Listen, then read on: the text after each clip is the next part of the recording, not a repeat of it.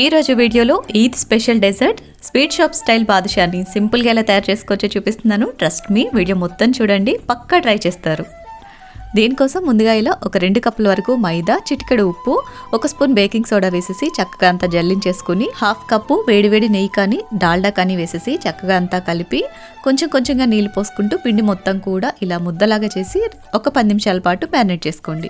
తర్వాత ఒక 2 కప్పుల వరకు పంచదార, 1.5 కప్పు నీళ్లు పోసేసి పాకం ప్రిపేర్ చేసుకోవాలి. పాకం కొబ్బరి నూనెలాగా కాస్త జిడ్డుగా ఉంటే చాలు. స్టవ్ ఆఫ్ చేసేసి కొంచెం ఇలాచీ పౌడర్ వేసి కలిపి రెడీగా పక్కన పెట్టేసేయండి. నెక్స్ట్ రెడీ చేసి పెట్టుకున్న పిండితోటి చిన్న పిండి ముద్దలు తీసుకుని అరచేతిలో పెట్టి గట్టిగా ప్రెస్ చేస్తూ ఈ విధంగా బాదుషా షేప్ లో ప్రిపేర్ చేసుకోవాలి. నేను ఈ స్పెషల్ రెసిపీ కోసం gold drop refined sunflower oil use చేస్తున్నాను. ఇది చాలా లైట్. మెయిన్గా ఇలాంటి డీప్ ఫ్రైడ్ ఐటమ్స్కి అయితే చాలా తక్కువ పీల్చుకుంటుంది. ఆయిల్ చూస్తేనే అర్థమవుతుంది కదా ఎంత లైట్గా ఉందని. మీరు కూడా తప్పకుండా ట్రై చేయండి.